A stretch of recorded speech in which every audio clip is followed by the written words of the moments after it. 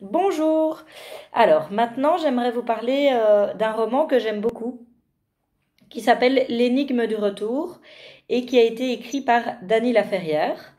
Dany Laferrière est un intellectuel, un auteur et un scénariste très reconnu à l'international.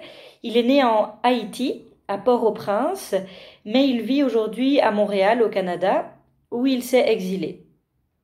Alors, en fait, il s'est exilé pour des raisons politiques, car il était journaliste et chroniqueur à la radio en Haïti, et il a fui la dictature de Jean-Claude Duvalier et s'est réfugié au Canada. Son père, avant lui, s'était également exilé pour des raisons politiques. Alors, avec l'énigme du retour, Dany Laferrière a reçu le prix Médicis, qui est un prix francophone assez reconnu. Et un autre fait important sur lui est qu'il est membre de l'Académie française, donc c'est une position évidemment très prestigieuse.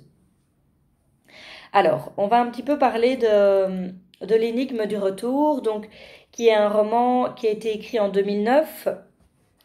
Euh, alors, l'énigme du retour, c'est un livre magnifique qui associe à la fois la prose et la poésie. Donc on va voir qu'il va y avoir un mélange des styles et Dany Laferrière maîtrise vraiment les codes de différents styles et de différents genres, de différentes écritures, et ça donne une force incroyable au roman.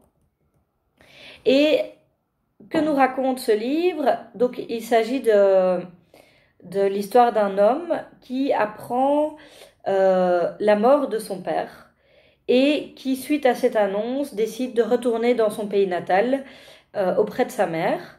Et le roman va mêler des souvenirs, des réflexions sur l'identité, sur l'exil, et il va nous partager des sensations, des émotions qu'il éprouve, autant qu'il a éprouvé autant quand il était enfant qu'aujourd'hui à l'âge adulte.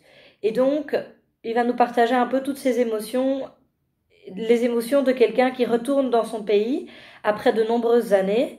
Et c'est une écriture qui est vraiment très sensorielle et vraiment belle à cet égard. Donc, je vais vous lire un petit passage où on peut vraiment ressentir cette écriture sensorielle qui touche vraiment les cinq sens, autant la vue, le toucher, l'écoute, le goût aussi. Donc, et tout ça est mêlé un petit peu à ses souvenirs. Donc c'est très poétique. Thé chaud. Je lis près de la fenêtre givrée. Un engourdissement m'envahit. Je dépose le livre sur mon ventre, les mains jointes et la tête renversée. Il ne se passera rien d'autre aujourd'hui. Ce rayon de soleil qui réchauffe ma joue gauche, la sieste de midi d'un enfant pas loin de sa mère, à l'ombre des lauriers roses, comme un vieux lézard qui se cache du soleil. J'entends soudain le bruit mat que fait le livre en tombant par terre. C'est le même bruit que faisaient les lourdes et juteuses mangues de mon enfance, dans leur chute près du bassin d'eau. Tout me ramène à l'enfance, ce pays sans père. Ce qui est sûr, c'est que je n'aurais pas écrit ainsi si j'étais resté là-bas. Peut-être que je n'aurais pas écrit du tout. Écrit-on hors de son pays pour se consoler? Je doute de toute vocation d'écrivain en exil. Donc voilà, un premier extrait qui montre un peu cette écriture très sensorielle. Et on va lire un deuxième extrait dans lequel il s'exprime par rapport à son retour, donc son retour dans son pays natal, en Haïti, et les émotions qu'il va ressentir en retournant dans un pays qui a beaucoup changé et qu'il ne reconnaît pas forcément, et au sein duquel il est devenu un peu un étranger, paradoxalement. Je remonte à pied la rue Lamarre jusqu'au 88, l'ancienne maison où j'ai passé mon enfance avec ma grand-mère Da. Au fur et à mesure que j'avance, je reconnais de moins en moins la rue. Cela m'a pris un moment pour replacer la maison où elle était vraiment.